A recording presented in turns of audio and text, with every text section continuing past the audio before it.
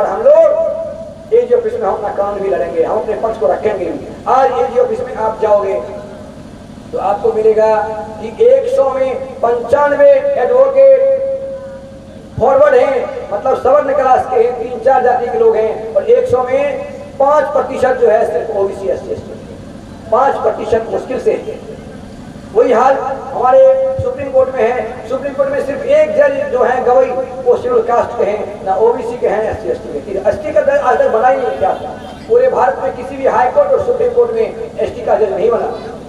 ये आपके लिए चलेगा नहीं चलेगा। लेकिन दोस्तों इतना भी पर्याप्त नहीं है, इससे आपका आर्थिक न्याय तो मिलेगा लेकिन कम मिलेगा। एक और नारा है, ईवीएम का अगर सुप्रीम कोर्ट से लेकर के हाई कोर्ट तक सब लोग ईवीएम से ही चुनाव कराए तो वो है पूंजीवाद। पूंजीवाद देश में जब तक है तब तक दुख है। दोस्तों समाजवादी सरकार बनी बिहार में और उत्तर प्रदेश में, लेकिन वहां भी पूंजीवाद को समाप्त नहीं किया गया। जबकि राम मनोहर लोहिया पूंजीवाद के विरोधी थे, वो समाजवादी थे, और डॉक्टर भीमराव अंबेडकर ने भी आर्थिक न्याय की बात कही, लेकिन न तो मायावती जी ने और न तो मुलायम सिंह अखिलेश यादव, न तो नीतीश कुमार और न ही मुलायम जी ने पूंजीवाद को समाप्त किया। पूंजीवाद कैसे समाप्त होगा? मैंने एक नारा करा है, बाजार हमारा सामान तुम्हारा नहीं बिकेगा नहीं चलेगा। बाजार हमारा सामान तुम्हारा नहीं बिकेगा। आपके इस बाजार में जो सामान बिक रही है पूंजीपतियों के सामान बिक रहे हैं, अडानी का सामान बिक रहा है, अडानी का सामान बिकता है। अडानी आज दुनिया में सबसे अमीर व्यक्ति हो गया है या थोड़ा सा कम है। तो इनका सामान जब बंद हो जाएगा बिकना मार्केट में तो पूंजीवाद खत्म हो जाएगा, लेकिन समाजवाद नहीं आएगा। समाजवाद कैसे आएगा? जब कोऑपरेटिव से आप इंडस्ट्री लगाएंगे। कोऑपरेटिव क्या होता है? मान लो ये ब्लॉक है, खातेगांव ब्लॉक है, खातेगांव ब्लॉक में 1 लाख लोग हैं, 1 लाख लोग मिलकर के 100 रुपया देंगे, 1 करोड़ होगा, और 1 करोड़ रुपया इकट्ठा करके आप इंडस्ट्री लगा सकते हैं। 100 रुपये से इंडस्ट्री लगेगी तो 1 करोड़ रुपया मिला करके आप फिर हर सप्ताह देंगे 100 रुपया, तो हर सप्ताह 1 करोड़ होगा, 4 सप्ताह में 4 करोड़ होगा। आप एक पहला सप्ताह में एक इंडस्ट्री लगा लिए, दूसरी सप्ताह में दूसरी इंडस्ट्री, और हर सप्ताह आपकी एक इंडस्ट्री लग जाएगी। इस प्रकार आप जो आमदनी होगी, आपके उस इंडस्ट्री से आमदनी होगी, उसका मुनाफा आप सब लोग मिलकर के उपयोग करेंगे। तो दोस्तों अडानी, अंबानी, टाटा, बिरला, डालमिया ये एक दिन धाराशायी हो जाएगा, गिर जाएगा, और आपके यहाँ जो गरीब लोग हैं वो गरीब लोगों को इकोनॉमिक डेमोक्रेसी मिलेगी, लोकतंत्र में सहभागिता मिलेगी, और गरीब आदमी धीरे धीरे अमीर होता जाएगा, और अमीरों की अमीरी धीरे धीरे गिरती जाएगी। और एक दिन ऐसा होगा कोई समाज में कोई गरीब नहीं रहेगा और कोई अमीर नहीं होगा, जैसा कि हमारे इतिहास में हुआ है, golden era of Indian history गुप्त काल में हुआ है, वैसा समाज फिर से आया। मैं समझ नहीं चाहता हूँ, मैं इतना ही कहूँगा क्यों कि आप लोग कोऑपरेटिव के माध्यम से बाहरी वस्तु को भगाएं और अपना इंडस्ट्री लगा करके, कोऑपरेटिव से इंडस्ट्री लगा करके अपना सामान बाजार में बेचें। और एक बात मैं एक चला रहा हूँ, जातीय विवाह बहिष्कार आंदोलन। जब तक सरकार में हम आएंगे तब न कानून बनाएंगे, और सरकार में हम नहीं है तब संविधान लागू है। और आर्टिकल 14 कहता है समानता, आर्टिकल 17 कहता है छुआछूत मिटाओ। तो हम लोग आपस में बेटी रोटी का संबंध क्यों नहीं कर सकते? सरकार कहेगा तभी हम करेंगे। इसलिए आइए, एक व्यक्ति यादव की शादी लोधी में क्यों नहीं होती? लोधी की शादी कुशवाहा में क्यों नहीं होती है? कुशवाहा की शादी तेली में क्यों नहीं होती है? तेली की शादी जमार में क्यों नहीं होती है? जमार की शादी दहेजा में क्यों नहीं होती है? झाड़े में क्यों नहीं होती है? तो दोस्तों जो लोग अपनी जाति में शादी करते हैं वो संविधान विरोधी कार्य करते हैं। ऐसे संविधान विरोधी कार्य करने वालों को समाज से निष्कासित करो, उनको दंडित करो, उनको जुर्माना करो। इसलिए जाति में शादी करने वालों को जब आप जुर्माना करोगे, दंडित करोगे, जातिवाद मिट जाएगा। हम सरकार में नहीं भी आएंगे तो हमारी व्यवस्था आ जाएगी। इन्हीं शब्दों के साथ मैं अपनी बात समाप्त करता हूँ। जय भीम, जय संविधान, जय पेरियार। मेरी तरफ से आप सभी को एक क्रांतिकारी प्रणाम है कि आप सबने मुझे यहाँ पर आकर आपको संबोधित करने का मौका दिया।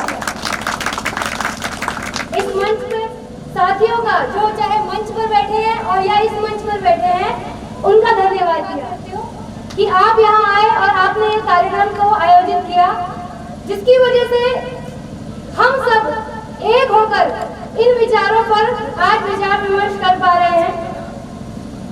पेरियार साहब जो है, पेरियार जी, इनकी जयंती हम मना रहे हैं, लेकिन क्या हम सब इनके बारे में कुछ जानते हैं कि कौन है ये हमसे कैसे जुड़े हैं?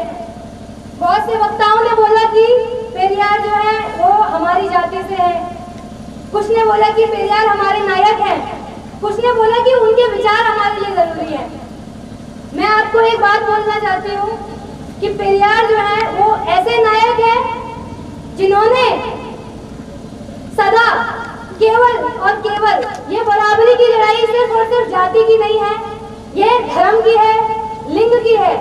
आज मेरे कंधों पर जो है वो आप सोचिए कि 50% एक्स्ट्रा जो है बोझा है, क्योंकि यहाँ महिलाएं जो है 50% आधी हैं।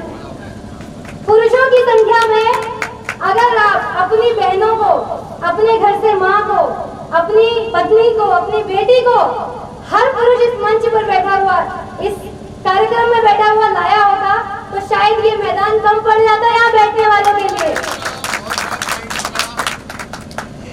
मुझे मतलब यहाँ वक्ताओं ने बोला कि जो है महिलाओं को अधिकार नहीं है, महिला पीछे है, महिला आती नहीं है, महिला चली जाती है।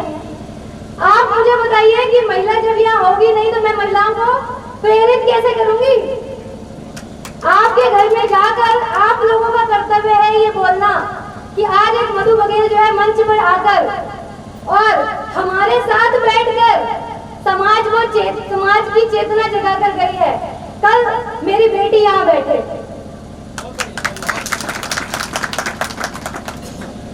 पेरियार जी की जयंती जो है 17 सितंबर, जैसे कि हम आज यहाँ आए हैं, 1869 79 में वो पैदा हुए थे और उससे पहले ज्योतिराव फूले जो 1827 में इस धरती पर, इस पावन धरती पर पैदा हो चुके थे भारत में। उन्होंने इस पूरे अभियान की जो शुरुआत की, जिसमें जो हम जानते हैं कि पिछड़ों को शिक्षा का अधिकार नहीं था और जो जन जागृति की आज हम बात कर रहे हैं, अधिकारों की, कास्ट की, जाति, लिंग, राजनीति की, राजनीति तो बहुत दूर है सर, हमें बात करने का अधिकार नहीं था। ये सारा जो अधिकार मिला है वो सब शिक्षा की देन है, जिसकी वजह से आज हम ये जंग करना है, बाद में ब्राह्मण से सवाल करना है। आप ये बोलते हैं कि सती प्रथा कैसे खत्म हो हमारे समाज से, क्योंकि हम चाहते थे कि सती प्रथा खत्म हो। हमारे समाज से जो है दहेज प्रथा क्यों खत्म नहीं हो रही है? क्योंकि हम नहीं चाहते कि दहेज प्रथा खत्म हो।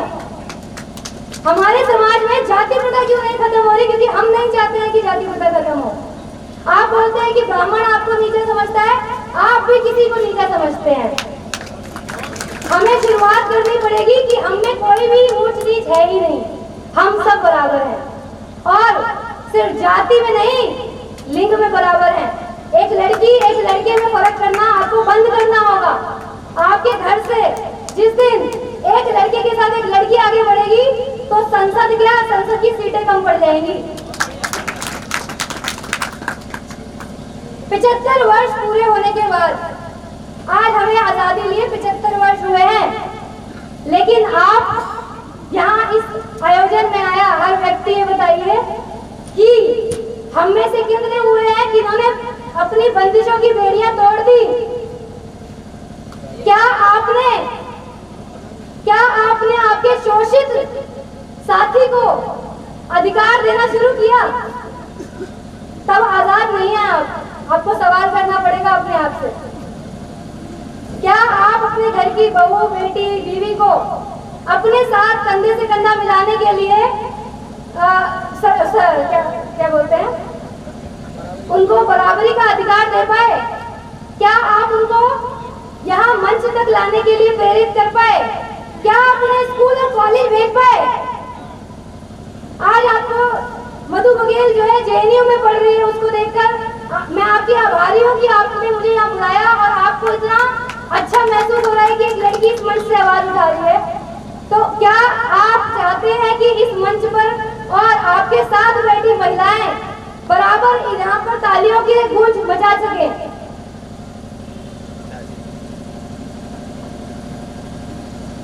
ज्योतिराव फूले जो है वो पेरियार साहब के पहले आए थे और अंबेडकर पेरियार के बाद आए थे।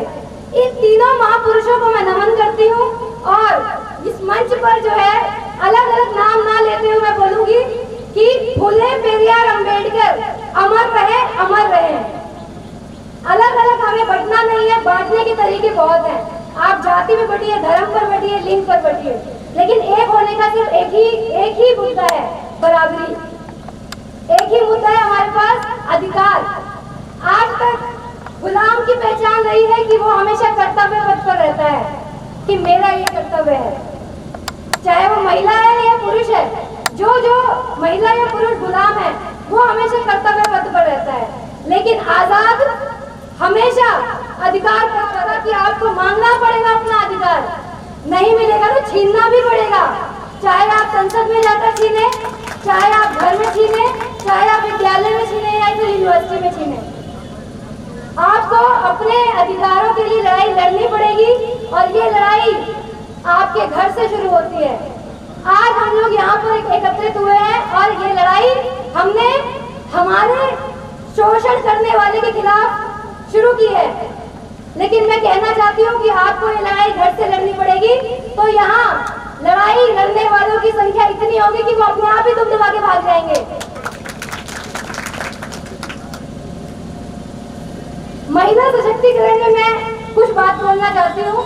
हिंदू धर्म हम सब मानते हैं, पूजा पाठ में लगे रहते हैं, अपने घर में रामायण महाभारत गीता सब पढ़ते हैं, और सबसे ज्ञान और धन की देवी से मैं पूछना चाहती हूँ कि वो ज्ञान और धन की देवियां महिलाओं को शिक्षा और संपत्ति का अधिकार क्यों नहीं दे पाई? आप लोग ज्ञान और धन की देवी की पूजा करते हैं तो आज से ही प्रण कीजिए कि अपने घर की महिलाओं को शिक्षा और संपत्ति का अधिकार देंगे, वहां आएगी बराबरी। आप काली शक्ति की पूजा करते हैं लेकिन घर में चाहते हैं कि सीता है जो हमेशा दबी कुचली और गुलाम बन के रही, शोषण सहती रही, कभी आवाज नहीं उठा पाई। उसके लिए पूरी सेना को जाना पड़ा, एक लड़ाई लड़नी पड़ी कि उनको जो है हमें आजाद करना है। क्या महिला इतनी कमजोर है आज की? कभी नहीं थी। आप उसको शक्ति बोलते हैं, काली बोलते हैं, और उसको आपने कमजोरी का दोयम दर्जा दिया हुआ है। इसके खिलाफ आपको बोलना पड़ेगा कि महिला जो है वो कमजोर नहीं, बहुत ही शक्ति है उसमें, वो अपनी लड़ाइयां खुद ही लड़ सकती है। आपको सिर्फ उसके साथ खड़ा होना है। मैं आप सबको बोलना चाहती हूँ कि आप यहाँ आए और आप में से कुछ लोग शिक्षित हैं, कुछ लोग नहीं हैं, आपके अंदर ज्ञान की कोई कमी नहीं है, लेकिन आप में आने वाला हर व्यक्ति यहाँ पर बहुत ही बहादुर है, लेकिन शोषण से जूझ रहा है। आपकी बहादुरी को मैं सलाम करती हूँ, लेकिन इस शोषण से लड़ने के लिए आपको मजबूत होना पड़ेगा। आपको मजबूती अपने आसपास, अपने परिवार, अपने पड़ोस, हर जगह से लेनी पड़ेगी और तब जाकर ये लड़ाई मुमकिन होगी, क्योंकि लड़ाई के बारे में बोलने हर कोई आता है, रास्ता बताने और दिखाने कोई नहीं आता। जिस दिन मैंने अपनी लड़ाई लड़नी शुरू की थी उस दिन मैं अपने परिवार की इकलौती ऐसी लड़की थी जो ग्रेजुएट नहीं, आज पीएचडी कर पा रही है। वहां पर एक लड़का भी ग्रेजुएट नहीं था, और आज मेरे परिवार का हर बच्चा डॉक्टर, वकील और शिक्षण में हर टीचर सब कुछ बनना चाहता है। आज हर बच्चे के मन में ये ख्याल है कि हमें आगे बढ़ना है, घर की इस पिंजरे को तोड़ के उनको अपनी एक शक्ति क्रिएट करनी, शक्ति बनानी है जिससे वो समाज की जंजीरों को तोड़ सके। हमारे बीच बैठे एक वकील सर हैं, साहू सर, उन्होंने जो है रिजर्वेशन के ऊपर बोला, और उनकी लड़ाई इतनी बड़ी लड़ाई है जो हम सबको अपने संघर्ष से बाहर निकालने की लड़ाई है। मैं उनको नमन करती हूँ कि वो हम सबके लिए वहाँ उच्च न्यायालय में हम सबके लिए ब्राह्मण समाज से लड़ रहे हैं, जो हम पर शोषण कर रहे हैं, उनके सामने खड़े होकर बिना डरे एक निडर व्यक्ति की तरह वो इस लड़ाई को आगे बढ़ा रहे हैं। लेकिन आप सब बताइए कि ओबीसी रिजर्वेशन जो है वो हम सबको आजादी के 45 वर्षों बाद एक नेता की वजह से मिला। हम पहले ही 45 वर्ष पीछे हो चुके हैं।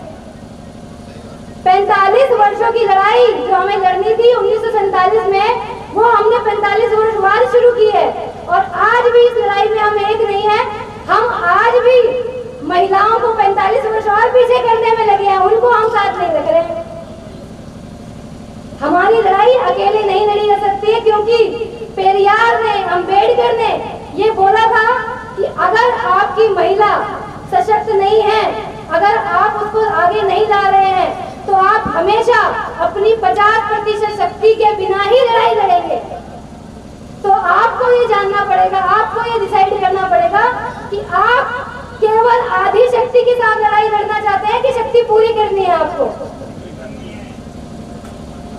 जिनको पूरी करनी है वो जरा मेरे साथ आप हाथ उठाकर एक दो पंक्तियां हम लोग गाएंगे और आप सबको लिस्ट में हम होंगे कामयाब, हम होंगे एक दिन, ओ मन में है विश्वास, पूरा है विश्वास, हम होंगे कामयाब एक दिन। ये शक्ति गीत है। इस गीत को ना किसी जाति, ना धर्म, ना किसी समुदाय से जोड़ा गया है। ये हम सबकी जय है। धन्यवाद। इस सभागार के मुख्य अतिथि महोदय, बाहर से आए सभी अतिथि महोदय, मंच के संयोजक तथा संचालक महोदय, प्रांगण में बैठे हुए सभी विद्वान और जागरूक भाइयों तथा मातृशक्ति को हमारा नमन और अभिनंदन स्वीकार हो। साथ ही हम अपने महापुरुषों को यानी बहुजन महापुरुषों को कोटि कोटि नमन करता हूँ, जिन महापुरुषों के संघर्ष, त्याग, बलिदान की वजह से आज हम एक स्वतंत्र और संपन्न बहुजन समाज जीवन जी रहा है। उन्हीं महापुरुषों में एक महापुरुष हुए हैं पेरियार रामास्वामी नायकर साहब, जिन्होंने मद्रास के ईरूड़ शहर में जन्म लिया और वे शुरू से ही महान क्रांतिकारी विचारधारा के थे। हमेशा उन्होंने पाखंडवाद, जातवाद, छुआछूत का विरोध किया। एक बार का समय है कि घर की विचारधारा और खुद के विचारधारा के कारण घर में एक विवाद हो जाता था या विरोध होता था। तो इस वजह से दुखी होकर के तीर्थ यात्रा के लिए चले गए। तीर्थ यात्रा घूमने के बाद में पेरियार साहब काशी पहुंचे। उस टाइम उनका जेब के पैसे खर्च हो गए और यहाँ तक ये नौबत आई कि उनको खाने के लिए पैसे नहीं थे, पेट भरने के लिए पैसे नहीं थे। तो वहाँ देखा कि एक जगह पर भंडारा लगा हुआ है। उस भंडारे में पेट भरने के लिए भंडारे में गए, लेकिन भंडारे के आयोजकों ने उनको बेइज्जती करके भगा दिया। बोला ये भंडारा सिर्फ ब्राह्मणों के लिए है, किसी अन्य जात के लिए नहीं है। लेकिन भूख के कारण इतने बेहाल थे तो उन्हें ब्राह्मण का भय बना करके गए। फिर उन्होंने पहचान लिए गए और बेइज्जती करके उनको भगाया गया। तब जाकर के उन्होंने झूठ ढंग से अपना पेट भरा। वहीं पर उन्होंने एक कसम खाई कि जब तक मैं जिंदा रहूंगा इस देश से छुआछूत, ऊंच नीच और पाखंड को जब तक मिटा नहीं देता हूं तब तक हम चैन से नहीं बैठूंगा। इसके बाद में उन्होंने अपने घर आने का, वापस आने का प्लान बनाया और वो एक बिजनेसमैन परिवार के थे, व्यापारी परिवार के थे। घर आने के बाद वो उन्होंने व्यापार में अपने पिता का मदद किया और साथ ही साथ उन्होंने एक मिशन चालू किया, जिस मिशन का नाम रखा सेल्फ रिस्पेक्ट मूवमेंट, आत्मसम्मान मिशन। जिस आत्मसम्मान मिशन के अंदर था उनके 3-4 ही चीजों पर उनका विशेष जोर था। नंबर 1 धर्म। वो कहते थे धर्म अमीरों और चालाक मुफ्त खोर लोगों का एक हथियार है, जो देश की भोली भाली कमेरू जात को मूर्ख बना करके, देवी देवताओं के तरफ डरा करके, स्वर्ग नरक का डर दिखा करके उनकी मेहनत की कमाई को लूटते हैं और उनको मानसिक गुलाम बना कर रहते हैं। महापुरुषों का ये भी था, धर्म एक अफीम है जो हमेशा विज्ञान के विरोधी है, जो हमेशा मानव उन्नत के विरोधी है। अतः इसको अपने जीवन से निकालकर फेंक देना चाहिए। जब तक आप धर्म को नहीं छोड़ोगे तब तक आप स्वतंत्र विचारधारा वाले नहीं बन सकते हो, आप मानसिक गुलाम रहोगे। जो इंसान गुलाम हो गया तो वो अपना दिमाग उसका एकदम शून्य हो गया, उसको कभी इस्तेमाल कर ही नहीं सकता है।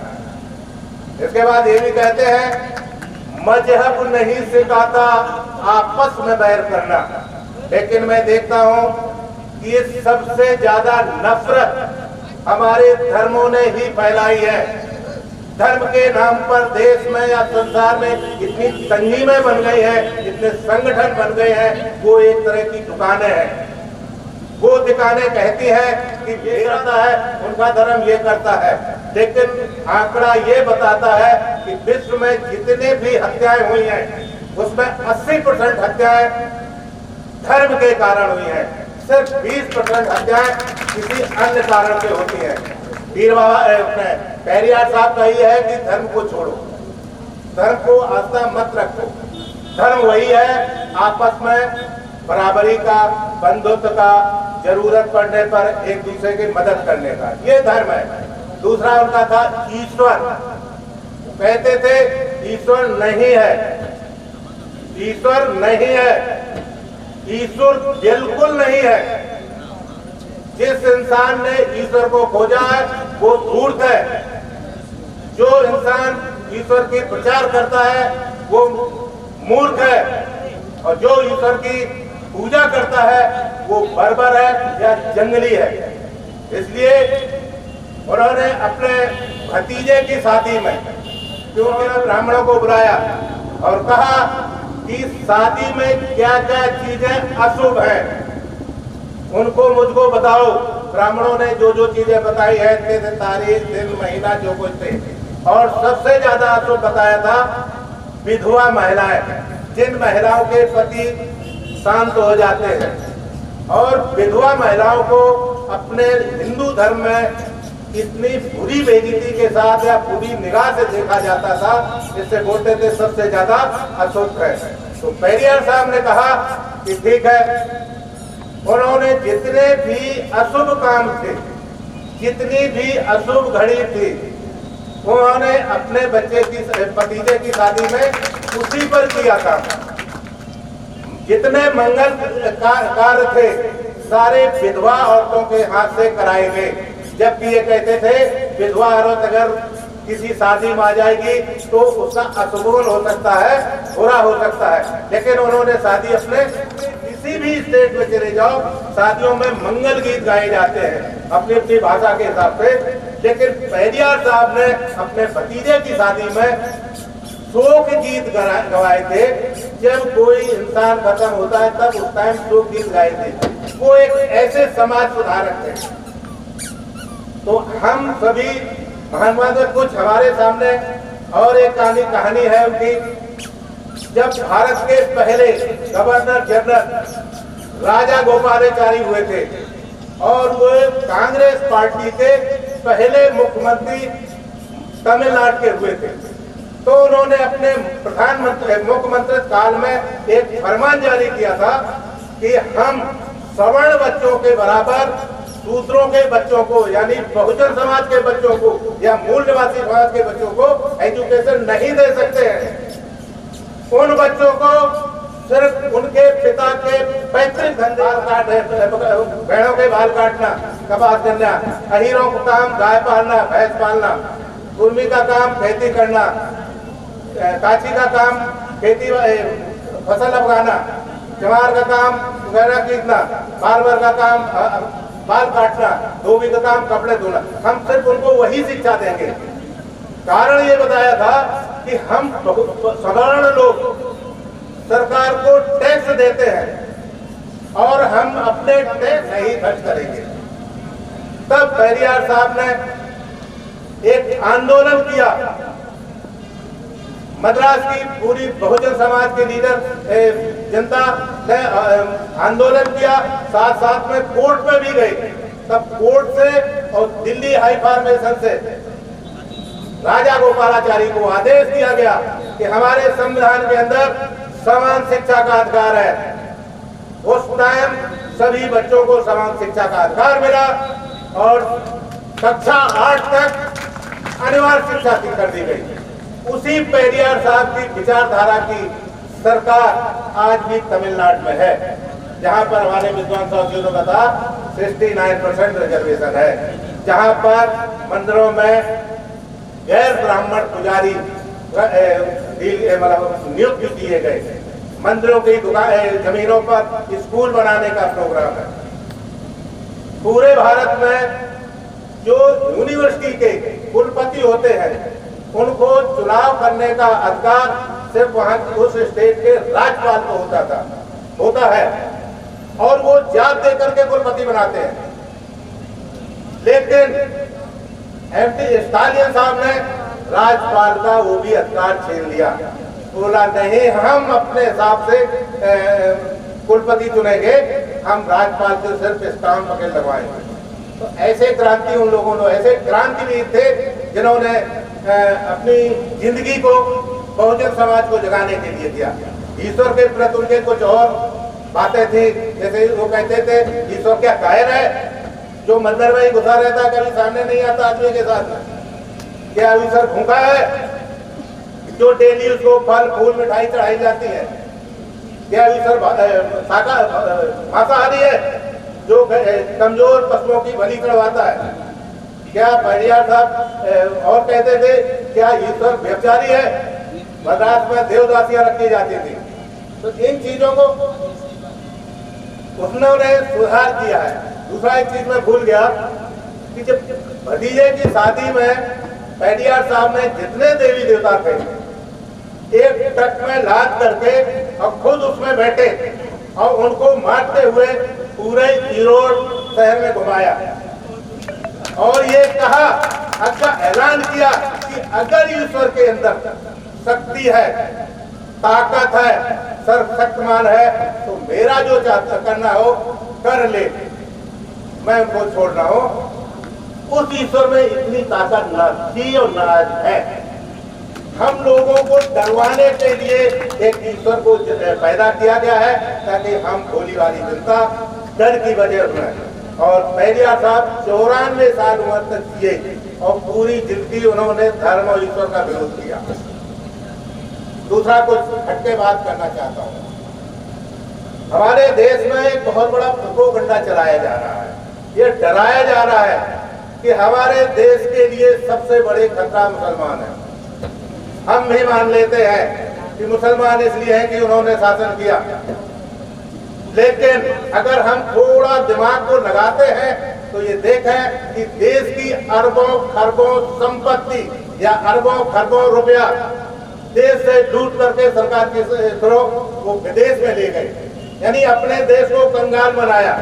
ना उसमें कोई मुसलमान है, ना कोई सिख है, ना ईसाई है, ना ओबीसी है, ना एससी है, ना एसटी है। तो कौन है? आप पहचानो कि हमारा दुश्मन कौन है जो हमारे देश को कंगाल बना रहा है। दूसरा वो कहते हैं मुसलमान हमारे लिए खतरा है। इस भारत देश में जितने भी घोटाले होते हैं, घोटाला करके स्विस बैंक में काला धन जमा करते हैं ताकि विदेश के लोग हमारे पैसे का फायदा उठाकर अपने देश और अपने देशवासियों की उन्नति कर सकें, और हमारे लोग अपने देश को गरीब कंगाल बना करके अपने देश के पैसे को विदेशों में जमा करते हैं। इसमें जमा करने वाले आप कोई बता सकते हैं? कोई मुसलमान है, कोई सिख है, कोई ईसाई है, कोई ओबीसी है, कोई एसटी है, कोई एससी है, कोई आदिवासी है? मेरे ख्याल में नहीं है। कौन है? तो हमारा दुश्मन कौन है? थोड़ा आप लोग पहचानो, समझे? हमारे बहुजन समाज के आरक्षण को, चाहे ओबीसी का आरक्षण हो, चाहे एससी एसटी का आरक्षण हो, उससे कौन खिलाफत करता है? कोई दूसरे धर्म वाले करते हैं? नहीं करते हैं, सिर्फ मनवादी ही करते हैं। तो हमारा दुश्मन कौन है? पहचानिए आप लोग, समझे? हमारे दिखाए डर के बातें हैं कि मुसलमान हमारे जब राज आ जाएगा तो हमारे घर से बहू बेटियों को उठा चले जाएंगे।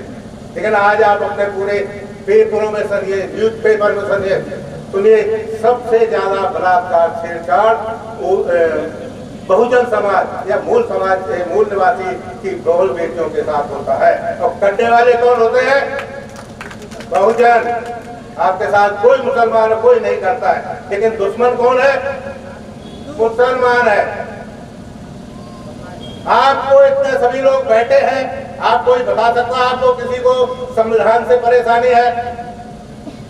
मेरे साथ से तो नहीं है, और ना मेरे पता ये भी है कि ना किसी मुसलमान को दिक्कत है संविधान से, ना क्रिश्चियन को दिक्कत है संविधान से, ना ओबीसी को, ना एसटी को, ना सिख को। लेकिन दिक्कत किसको है? क्यों दिक्कत है? कि संविधान की बदौलत हम लोग पढ़ लिख गए, संविधान की बदौलत हमें संपत्ति रखने का अधिकार मिला, संविधान की बदौलत आज हम अच्छे कपड़े पहन कर इकट्ठे होकर के बैठ रहे हैं, संविधान की बदौलत हमने अच्छे अच्छे घर बनवा लिए, संविधान की बदौलत हम अच्छी गाड़ियों से घूम रहे हैं। लेकिन वो मनवादियों को ये हजम नहीं हो रहा है कि जो लोग हमारे गुलाम थे आज वो हमारी बराबरी से और ऊपर निकल रहे हैं। 9 अप्रैल 2018 को दिल्ली के जंतर मंतर में मनवादियों ने, कम लोगों को पता होगा, तो हमारा दुश्मन कौन है? अतः हम लोग आप लोगों से एक हाथ जोड़ करके निवेदन करता हूं, आप बहुजन समाज से अगर ताल्लुकात रखते हो, और बहुजन समाज ने इस हिंदू धर्म में 6743 व्यक्तियों में बांट सकता है, और जब हम बटे रहेंगे तो हम दुश्मन को पहचान भी लेंगे, लड़ेंगे नहीं।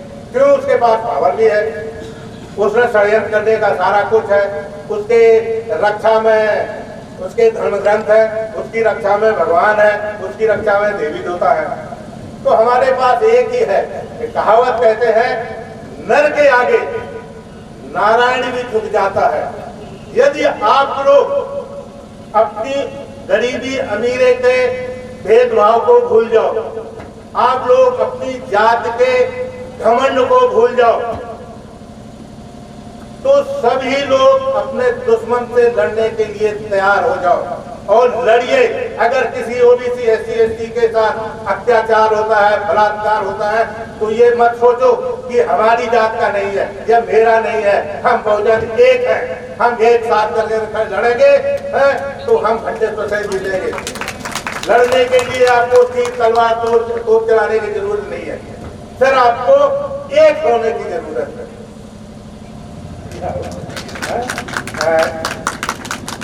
जय सब विज्ञान, जय संविधान, जय पेरियार, जय भीम, नमो बुद्धाय, जय भारत। तो इस कार्यक्रम में आए हुए अतिथि और मेरे क्षेत्र से आए हुए मेरे क्षेत्रवासियों सभी को मेरा नमस्कार कि आप इस कार्यक्रम में आए और हमारे कार्यक्रम को सफल बनाएं। मैं सोनल धनगर, तहसील खातेगांव, जिला देवास के एक छोटे से गांव कना बुजुर्ग की रहने वाली हूँ, और मेरे पिताजी एक किसान हैं और मुझे गर्व है कि मैं किसान की बेटी हूँ। मुझे गर्व है कि मैं किसान की बेटी हूँ। मैं कोई बहुत बड़ा या चर्चित चेहरा तो नहीं हूँ, पर और ना ही किसी बड़े खानदान से ताल्लुक रखने वाली हूँ। मैं आज पेरियार रामास्वामी नाइकर जी के पेरियार रामास्वामी नाइकर जी की जयंती पे आप आए, इसलिए आपका बहुत बहुत धन्यवाद। और आप लोग कृपया करके फोटो कैमरे किसमें लगा लेंगे? कृपया आप लोग जो पाखंड में उलझे हुए हैं वो इसमें ना उलझे, क्योंकि मैं यही संदेश देना चाहूंगी कि हमारे घर में हमारी बहन बेटियां जो पाखंड में उलझी हुई है, जैसे कि व्रत करती है, तो व्रत करती है और वो मांगती है, भगवान से मांगती है कि उन्हें कोई अच्छा पति मिले, और अच्छा पति मिले पर उन्हें अच्छा पति तो नहीं मिलता है, और एक दारू पीने वाला पति मिलता है। अगर वही लड़की 4-5 बजे उठकर पढ़ाई करेगी तो वो एक दिन कलेक्टर, इंजीनियर या डॉक्टर जरूर बनेगी, और कलेक्टर इंजीनियर जरूर बनेगी, और जैसा वो चाहती है उन्हें वैसा ही पति मिलेगा। तो मैं आप लोगों से यही कहना चाहती हूँ कि जो सोच है कि गाँव में ऐसी सोच अधिकतर होती है कि लड़कों को तो हाई पोस्ट के लिए बोल देता है, लड़कियों के लिए सेफ चीजें ढूंढी जाती है। तो मैं सभी से कहना चाहूंगी कि लड़कियों को भी आगे बढ़ने का आपको दे, उनको हिम्मत दिलाएं कि वो अच्छी पढ़ लिखे। बस धन्यवाद। बार बार बोलना था कि साड़ी बहुत जंगल में है और यहाँ से 4 घंटे लगना है, मुझे पहले बुला लो, लेकिन उन्होंने अपना डायरेक्टर तो डायरेक्टर होता है, वो जिसको चाहेगा वो वैसे ही करेगा। तो धन्यवाद भास्कर साहब। देखिए हमारे वक्ताओं ने इतनी सारी चीजें बोल दी कि मैं समझता हूं अगर हम लोग उसको अपना लेंगे, यहां बैठे लोग, तो इस क्षेत्र का विधायक हमारा बन जाएगा। इतना ही कहना चाहता हूं, बस बाकी कुछ नहीं। ठीक है, तो आज के इस कार्यक्रम के हमारे मुख्य अतिथि और मैं दोनों महान हमारी विभूतियों को मां चरण स्पर्श करता हूं, नमन करता हूं, बाबा साहब अम्बेडकर साहब को और पेरियार स्वामी साहब को। और मुझे अफसोस है कि शायद अभी तक भारत में मान रहे हैं और पेरियार स्वामी को भी मान रहे हैं, ऐसा कोई सवर्ण संत महात्मा को फेमस नहीं है जिसको आज की डेट में सारे लोग मानते हों। इसलिए मुझे अफसोस इस बात का है कि हमारी दो महान हस्तियों के उपदेश के बाद भी आज हमारी सरकार नहीं है और हम पूरी आजादी के 72 साल बाद भी यही रो रहे हैं कि हमारे साथ अन्याय हो रहा है। तो उनको नमन करते हुए हमारे महेंद्र लोधी साहब और हमारे उदित साहू लिखा है लेकिन उनका नाम है उदय कुमार साहू जी, और वो न्यायालय के क्षेत्र में बहुत ही ज्ञान है उनको। अभी हम सर्किट हाउस में बैठे थे, बहुत ही जानदार हैं वो। और हमारी दिल्ली से जो बहन पधारी है बहुत ही तेज है, मधु बघेल जी, उनको बहुत नॉलेज है, महिलाओं की प्रेरणा स्रोत है, मैं उनको भी प्रणाम करता हूँ। कैप्टन साहब ने बात बहुत छोटी छोटी की लेकिन उसका सार बहुत बड़ा था।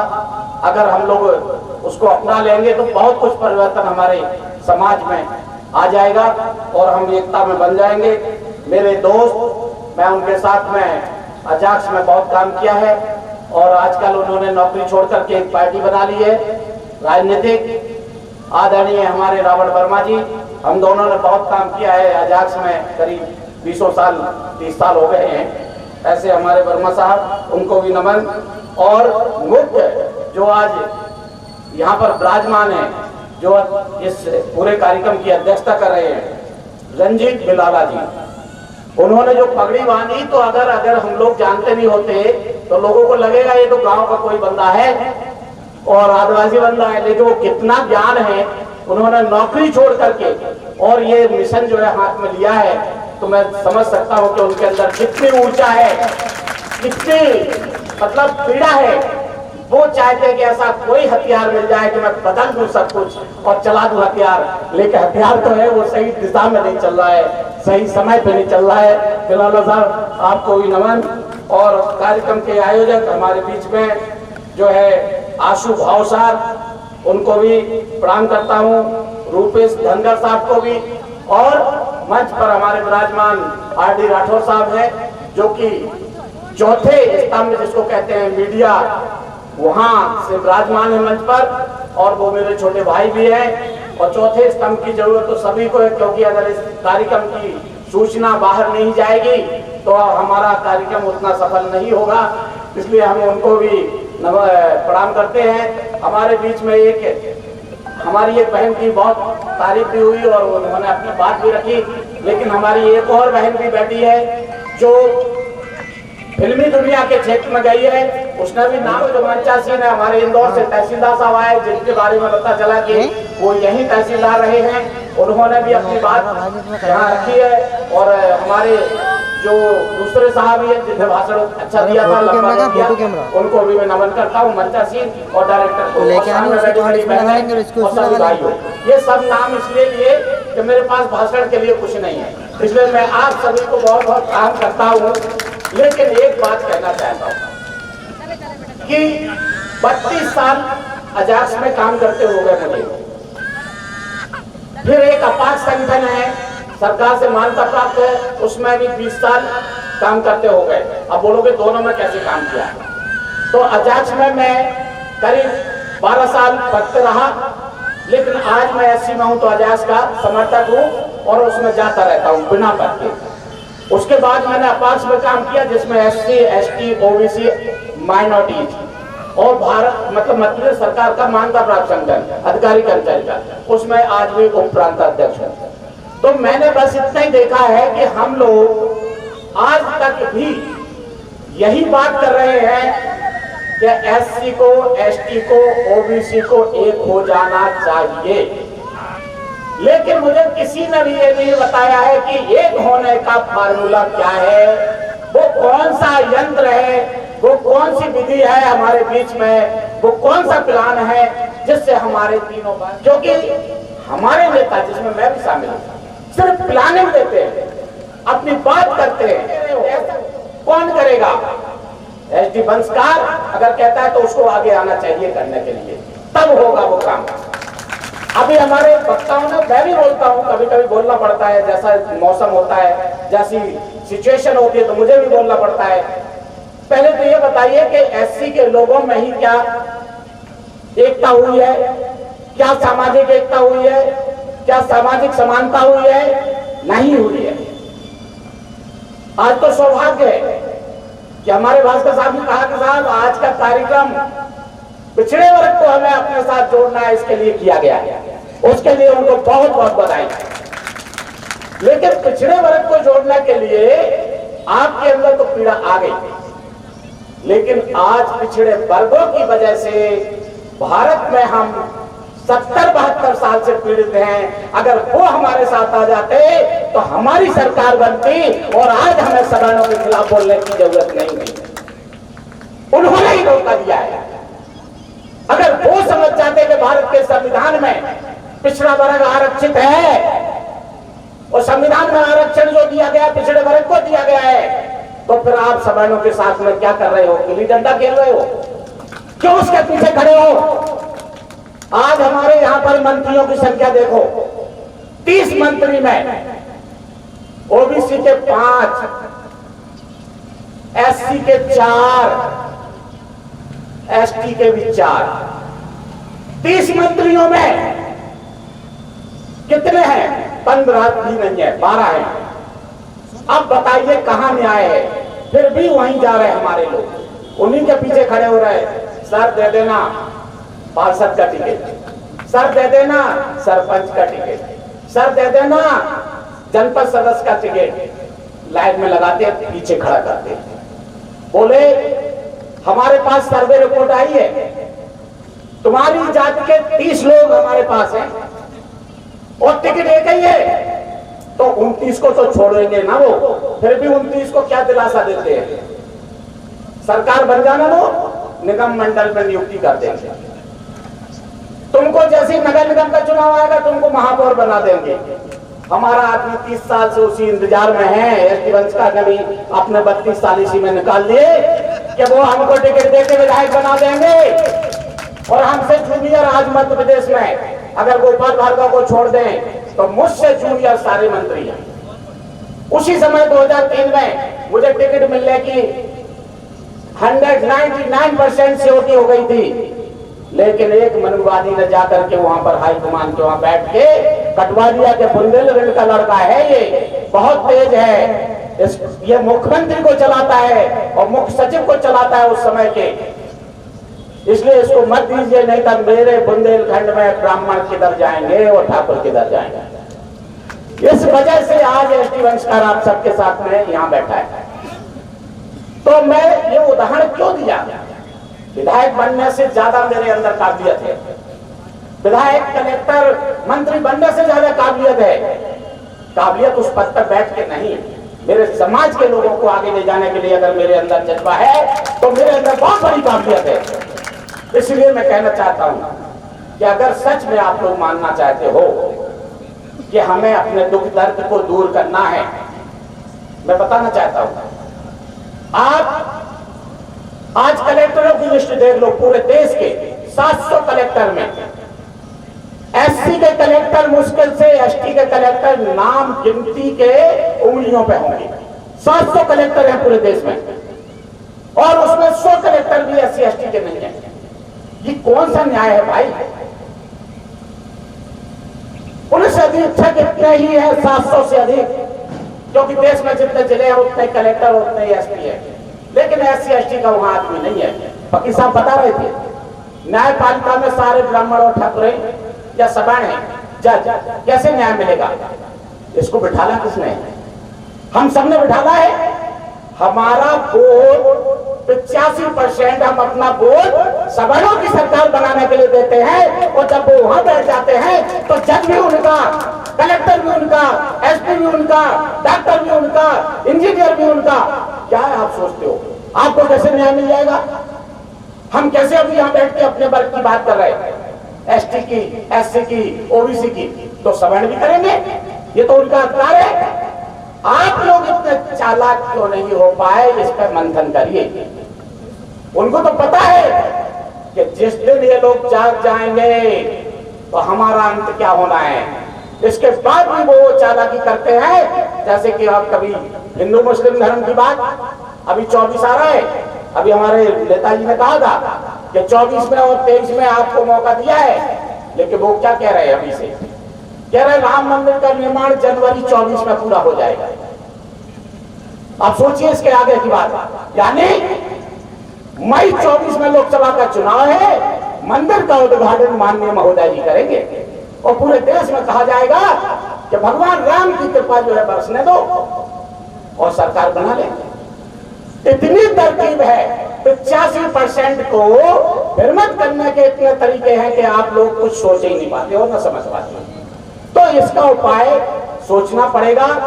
वर्मा जी ने जो कहा है, नागदौने साहब ने कहा है, देखिए मैं राजनीतिक नहीं हूं और ना मैं अभी राजनीतिक खोल के बोल पाऊंगा, लेकिन मैं एक ही चीज जानता हूं कि बाबा साहब ने कहा कि राजनीति वो कुंजी है जो किसी भी ताले को खोल सकती है, आपके धन के ताले को भी खोल सकती है, आपकी सरकार बनाने के ताले को भी खोल सकती है, न्यायपालिका के ताले को भी खोल सकती है। अब एक उदाहरण बताता हूं, 2-3 सरकारों को गिराया है अभी, और किसको लगाया है?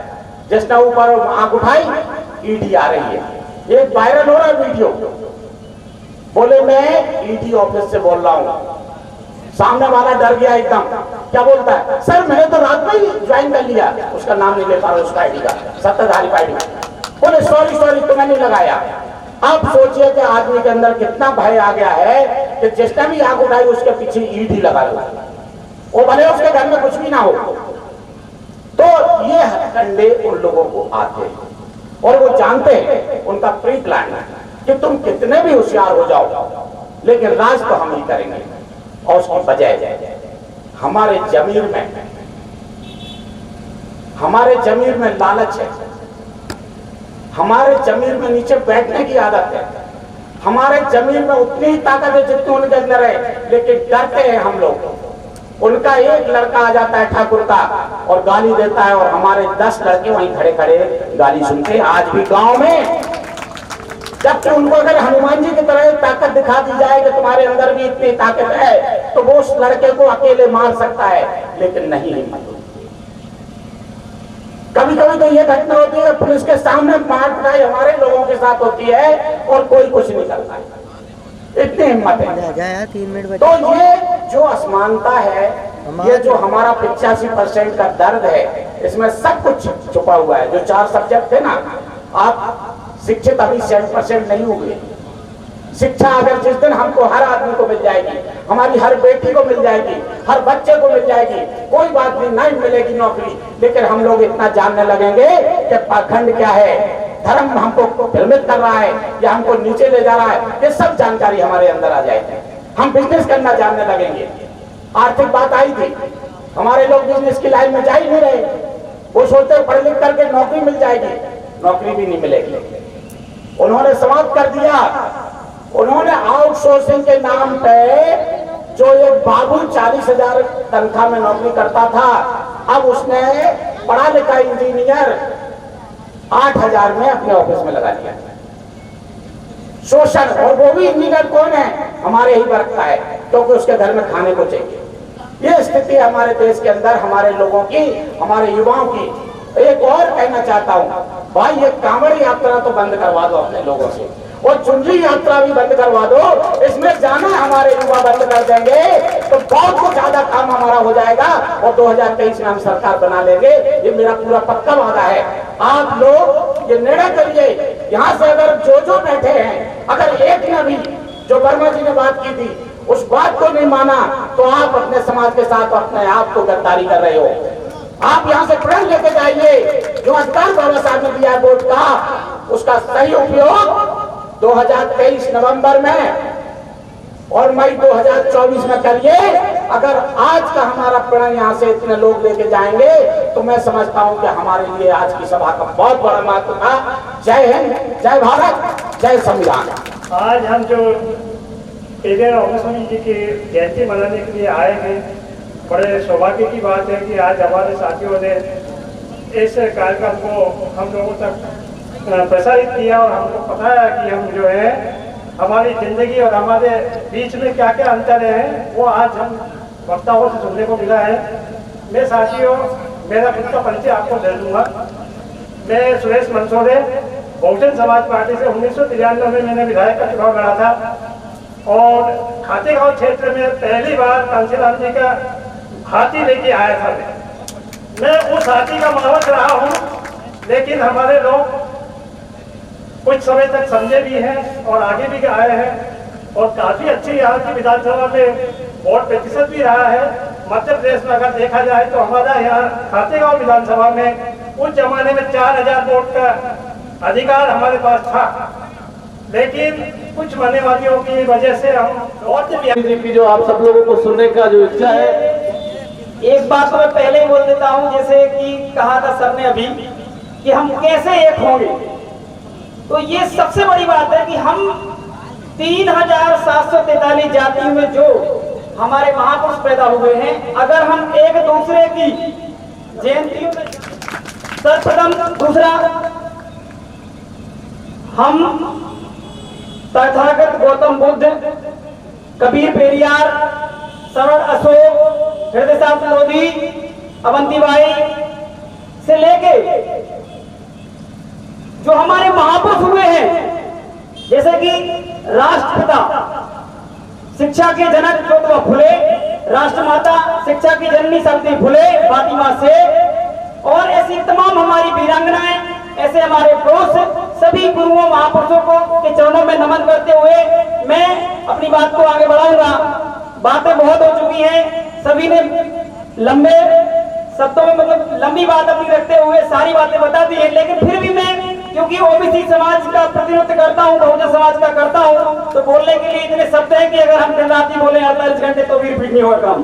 देखिए साथियों, ये आज का जो कार्यक्रम है, मूल उद्देश्य इसका है कि भारतवर्ष में जो मनुवाद, जो ब्राह्मणवाद जो है, जिसका आप सोचिए 1869 में जब जन्म लिए होंगे और कि मैं इस धर्म को मानने वाला नहीं हूं, जो हमारे हक अधिकारों का विरोधी है, जो हमारी माता बहनों को कहता है कि आप 16 सोमवार कर लो, आपको अच्छा पति मिल जाएगा।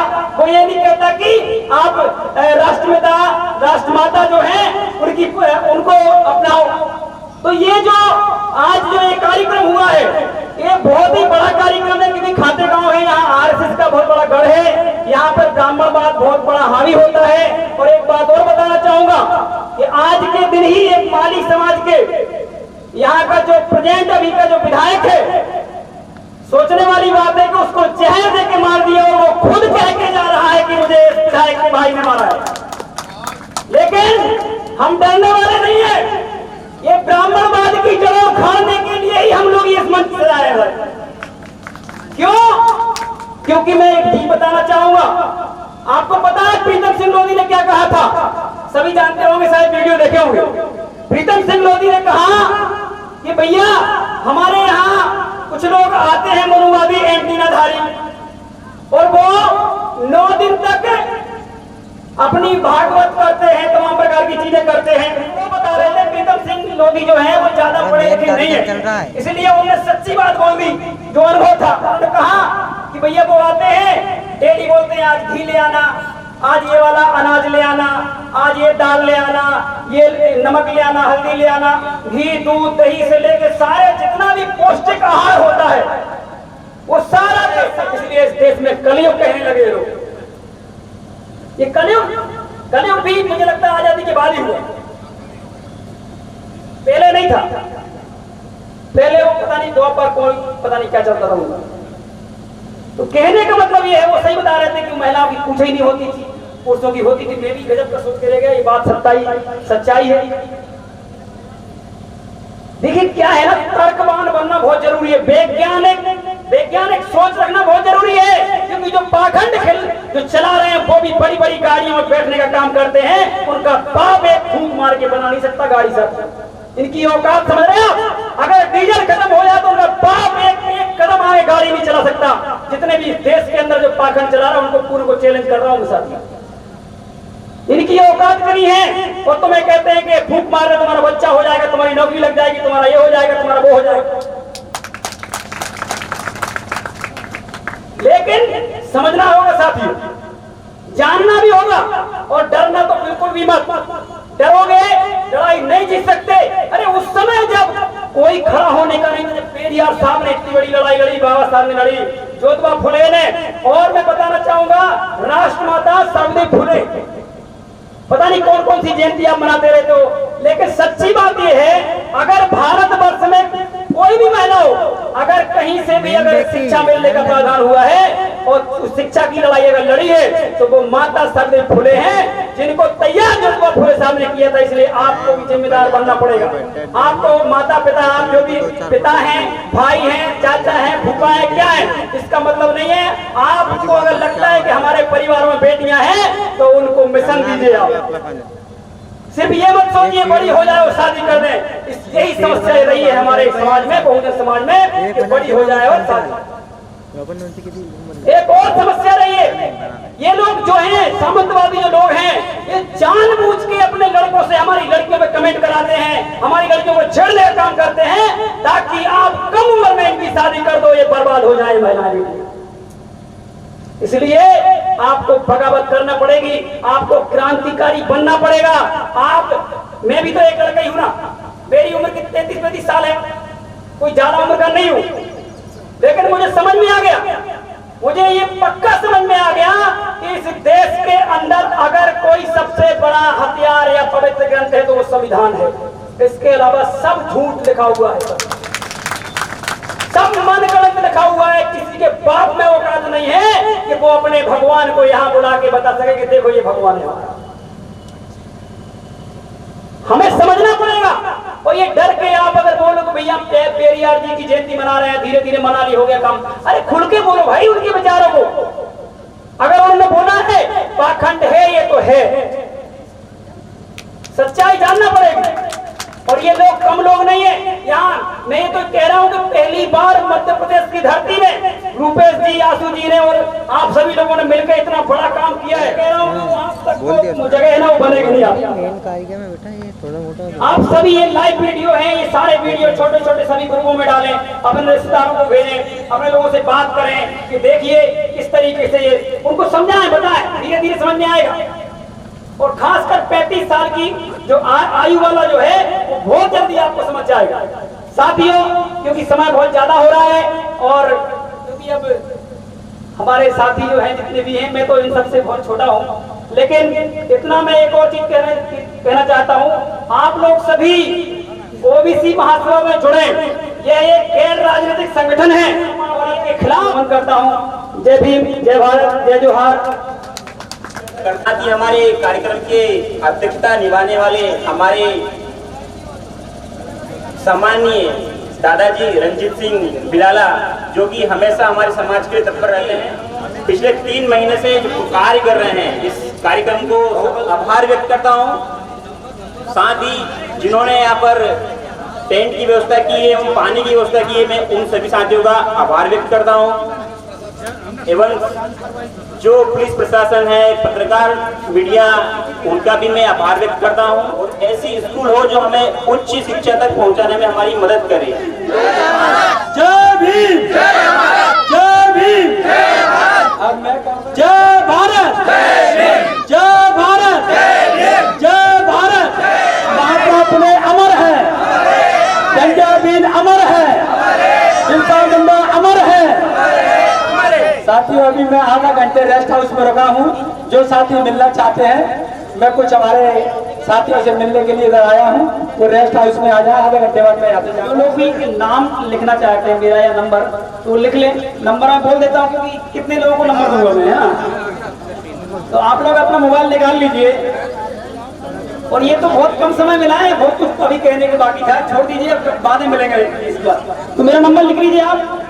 मेरा नाम है महेंद्र सिंह लोधी और ओबीसी महासभा का राष्ट्रीय कोर कमेटी सदस्य हूँ। ओबीसी महासभा में राष्ट्रीय कोर कमेटी ही वर्क करती है, वही राष्ट्रीय अध्यक्ष, वही सब कुछ।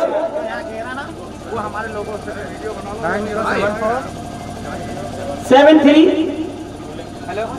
9641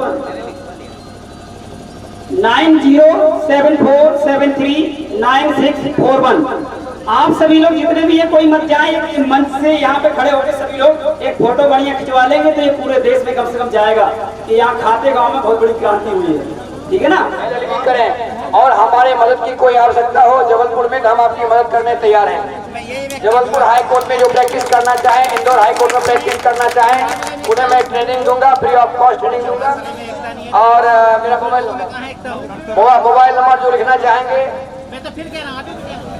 बस ना ऐसा थोड़ा फेल के थोड़ा सा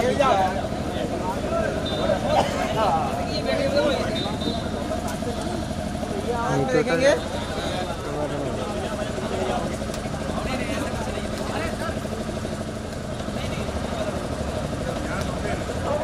इसलिए इस देश में कलयुग कहने लगे लोग। ये कलयुग भी मुझे लगता है आजादी के बाद ही हुआ, पहले नहीं था। पहले वो पता नहीं द्वापर कोई पता नहीं क्या चलता था उनका। तो कहने का मतलब ये है, वो सही बता रहे थे कि महिलाओं की कुछ ही नहीं होती थी, पुरुषों की होती थी। मैं भी गजब का सोच के रह गया, ये बात सच्चाई है। देखिए क्या है ना, तर्कवान बनना बहुत जरूरी है, वैज्ञानिक सोच रखना बहुत जरूरी है। क्योंकि जो पाखंड जो चला रहे हैं वो भी बड़ी बड़ी गाड़ियों में बैठने का काम करते हैं, उनका बाप एक फूंक मार के बना नहीं सकता गाड़ी सब। इनकी औकात समझ रहे हैं आप? अगर डीजल खत्म हो जाए तो उनका बाप एक कदम आगे गाड़ी नहीं चला सकता। जितने भी देश के अंदर जो पाखंड चला रहा है उनको पूरे को चैलेंज कर रहा हूं साथ। इनकी औकात करी है और तुम्हें कहते हैं कि फूंक मार रहे तुम्हारा बच्चा हो जाएगा, तुम्हारी नौकरी लग जाएगी, तुम्हारा ये हो जाएगा, तुम्हारा वो हो जाएगा। लेकिन समझना होगा साथियों, जानना भी होगा और डरना तो बिल्कुल भी मत। डरोगे लड़ाई नहीं जीत सकते। अरे उस समय जब कोई खड़ा होने का नहीं था, जब पेरियार साहब ने इतनी बड़ी लड़ाई लड़ी, बाबा साहब ने लड़ी, ज्योतिबा फुले ने, और मैं बताना चाहूंगा राष्ट्रमाता सावित्री फुले, पता नहीं कौन कौन सी जयंती आप मनाते रहते हो, लेकिन सच्ची बात यह है, अगर भारतवर्ष में कोई भी महिला हो, अगर कहीं से भी अगर शिक्षा मिलने का प्रावधान हुआ है और शिक्षा की लड़ाई अगर लड़ी है तो वो माता सावित्री फुले हैं, जिनको तैयार ज्योतिबा फुले साहब ने किया था। इसलिए आपको भी जिम्मेदार बनना पड़ेगा।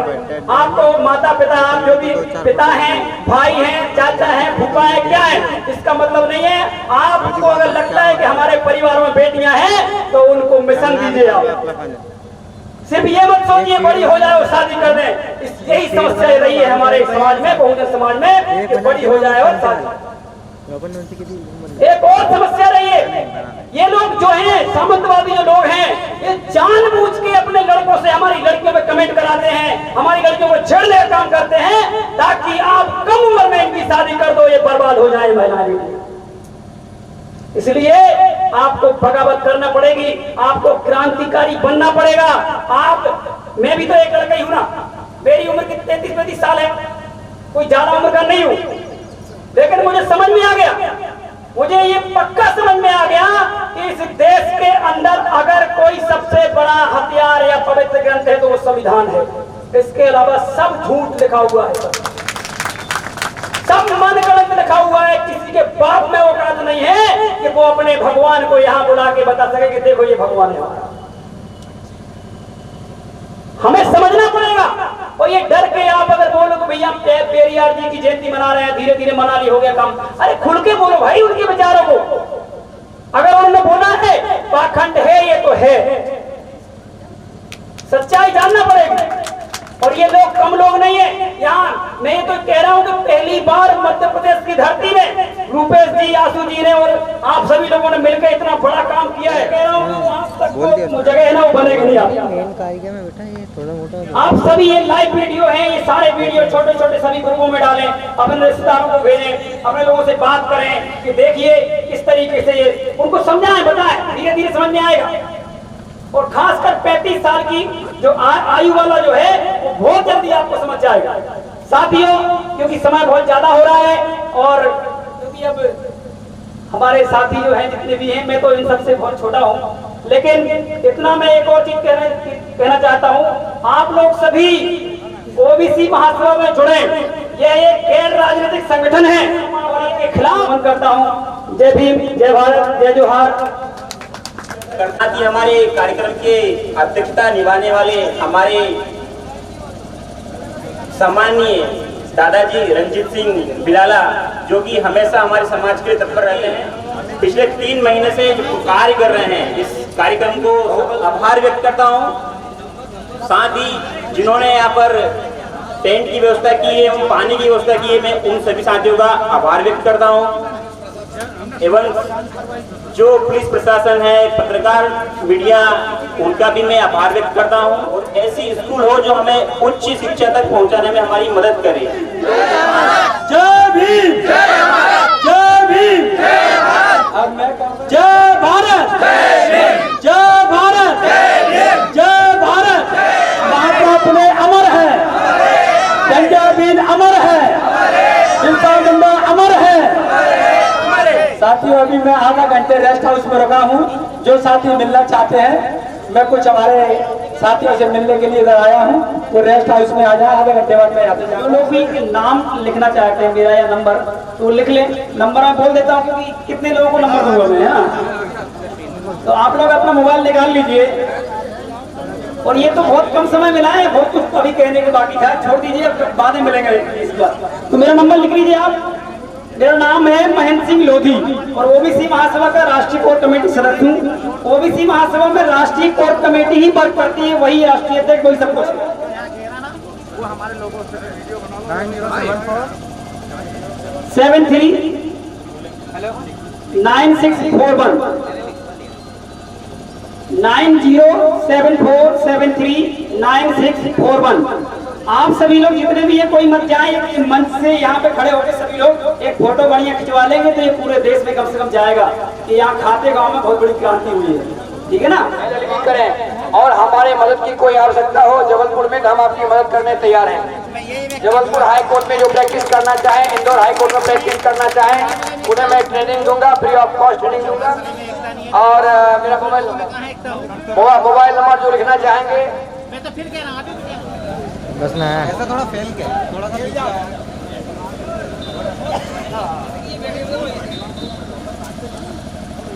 देखेंगे।